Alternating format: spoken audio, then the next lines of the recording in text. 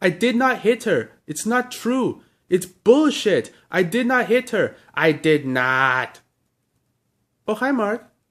Oh, hey, Tony, what's up? I have a problem with Lisa. She says that I hit her. Ugh, what?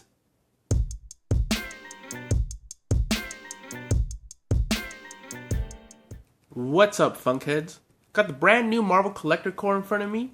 This time the theme is First Appearance Avengers, which is a really great theme, so I hope this box lives up to it, especially since the last Marvel Collector Core was really weak in my opinion, the Spider-Man Homecoming box. So this is a perfect opportunity for Funko to redeem themselves. As always, I'll open up the box so you can see how it's packed, and then I'll go through each item and give you my very honest opinion and review of them, and at the very end of the video, I'll give it a score from 1 to 10.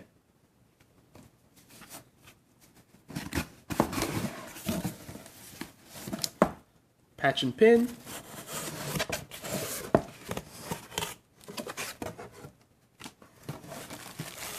Shirt and 2 pops. Alright, let me bust this open. This time on the pin, it's Nick Fury. I think I would have rather had a character like Wasp on here since she really hasn't been represented in these boxes and she was on the original Avengers roster. And I don't think that Nick Fury was really an Avenger. Not in the movies, and I really don't think he was in the comics either. That said, it's a really nice looking pin. I really like the colors on it and that eagle underneath. But yeah, I think I would have rather had someone like Wasp represented in the box. Technically, this patch is really nicely done. The colors are nice and bright, and it's got a lot of small details that are done cleanly. But the design on Captain America himself looks a little weird to me. It looks like he was hit by a bus, broke a few bones, and is trying to get back up. His body looks very deformed, and I know it's supposed to be kind of like at a weird angle, you know, him coming at you or punching at you. It just looks a little funny, but it is nicely done, and I do like the way his boot is extending out. Both of his boots, actually. I like when they do that. And yeah, overall, it's pretty nice, but he does look a little funny. The shirt this time is very, very nice. And I do like that they used more colors than usual. It appears that there are 5 colors in this shirt, and they use them in such a way where it looks like there's even more. Because usually these shirts only have about 2-3 colors, the ones that come in the boxes. Probably, you know, to save money. But this one really effectively used 5 colors. It looks great. And I want to say that this is my favorite shirt that has been in these boxes. And yeah, it's perfect. This is the first appearance of Hulk from the comic. And it looks really cool in pop form. I really, really like this shirt. The first pop is Iron Man in his Mark I suit from his first appearance in Tales of Suspense. And on the surface, he looks pretty simple, but I really like this pop. I think Iron Man has one of the best origin stories. And I really like how they used the actual comic cover on the back. I wish they did that more often. But yeah, this guy looks really cool. Let me take him out of the box.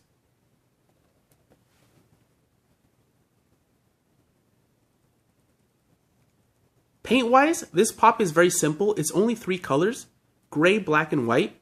So it was very important for them to get these black areas and this white area just right, because any bit of sloppiness would have been very noticeable, especially on that head. And I do like that they chose to not go very metallic with the gray, because it is supposed to be like kind of a homemade rough suit. So this kind of gunmetal gray is perfect. And I really like that instead of him just standing in the traditional pop stance, he is throwing up a fist. Or kind of like, not throwing up a fist, but he's in like a defensive kind of stance. I really like it. And it does have some very nice sculpting all around. Really glad that they decided to throw in this Mark I pop. I would have definitely bought it in stores if it wasn't in this box. It's just something I really wanted. I was actually surprised that they hadn't made a comic book version of the Vision yet, because I know a lot of fans really wanted that. The movie versions are really cool with some really nice colors, but the classic comic book red, green, and yellow Vision is really nice, really eye-catching. I really love colorful pops. And like the Iron Man, they decided to put his first appearance comic book cover on the back. Really nice touch. I really like when they do that, and they actually made his box blue, which is cool too. They even decided to make his box a little different from the Iron Man one. Let me take this out because this is a really cool looking pop. The first thing I notice is that his head is sitting a little high, so his cloak isn't connected to his cape. Well, his cloak's collar or his cape's collar isn't connected, so that looks a little funny. Let me see if I can turn his head a little bit to make that look a little better. And turning the head did make the collar go down. It really does look like the collar is connected to the cape now, from the back and the front. And to do that, all you do is turn that spring on his neck here. It's kind of got like a screw pattern to it, and you just turn the spring by pushing this little notch right here. It's fairly easy to do, and you can lower and raise the head that way. But yeah, it looks really good. These colors are nice and bright. I like that they added a little bit of shadowing around his eyes and a hard line of black around the yellow. Really makes those eyes look intense. And for the most part, all the paint is done really well, because on pops that have simple designs like this, the paint is very important because any little bit of sloppiness is going to be very noticeable. And it's very clean all the way around. Anywhere where two colors meet, I don't see any overlap. The only place it's a little bit fuzzy is right here on his belt, but it's not bad. It's hard to catch on camera, but in person you can notice that a little bit, but it's not bad. Overall, this pop is very, very nicely done. I like the flow of his cape and the way he's holding his cape back too. That's a nice little detail. Very impressed by these two pops. Alright, so overall, I'm very happy with this box. The value is definitely there, because this box cost me about $33. So when you take into account that exclusive pops are usually from $12 to $15 each, and a t-shirt is around $15, your value is definitely there. I think the t-shirt is the best one they've put in these boxes, definitely my favorite. And it was a really good move that they decided to add two pops, especially with this theme, because there are so many Avengers. It would have been a shame to just get one, and both pops are done very well. And they're both very popular characters, but they're not a variation of something that already exists. It's not a repaint, it's not a head swap, it's not the same old pop where they added something to the head or something to the hand, or just change up the stance a little bit. They're brand new molds, and they look very nice. The pin is good. It's going to look nice with my lanyard that has all my other pins on it, but I do wish it was an actual Avenger on there. And I think that the patch is the weakest item in the entire box, but that's easy to do because all the other items are so nice. It's not a bad patch, it's just my least favorite item in the box.